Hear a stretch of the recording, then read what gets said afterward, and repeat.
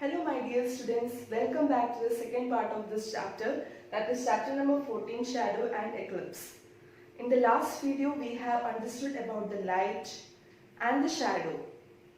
If you are clear with the shadow, now we are going further in this chapter, that is we have to know about the eclipse.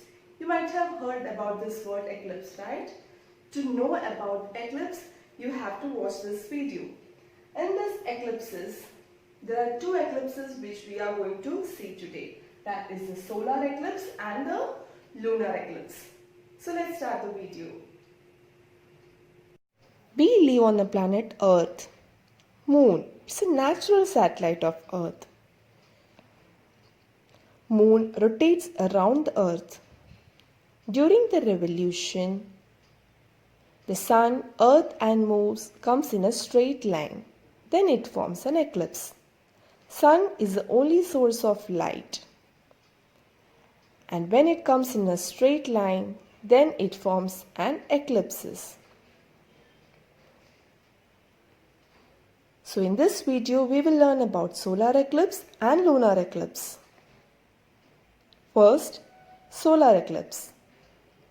During a new moon day, when the moon comes between the sun and earth and the shadow of the moon, so this is called a solar eclipse. So the darker part of the shadow is called umbra and the lighter part of the shadow is called penumbra. So moon comes between the sun and the earth during a solar eclipse. Special types of goggles are required to see the eclipses, otherwise it can create damage in your eyes.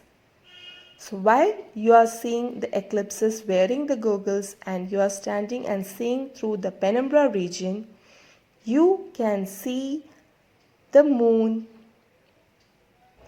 shadow appears on the sun and only half portion of the sun is visible. It's called the partial solar eclipse.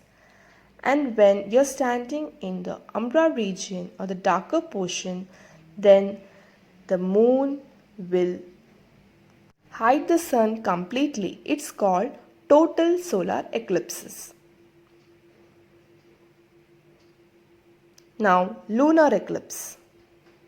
During a full moon night, when Earth comes between the sun and the moon, it's called a lunar eclipse.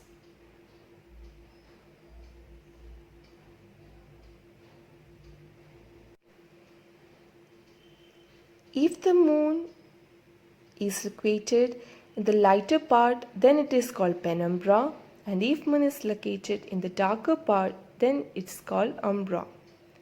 During penumbra, it forms partial lunar eclipse, and if it is located in umbra, then it forms the total lunar eclipse.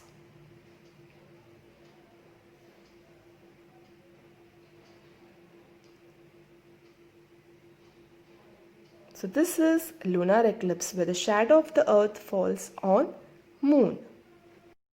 So I think now you have a clear picture about the eclipse, what is the difference between the solar eclipse and lunar eclipse. So in the next video we will come with the exercise question for this chapter so that this concept becomes much more clear in your mind. Till then students, take care of yourself everyone. Bye everyone.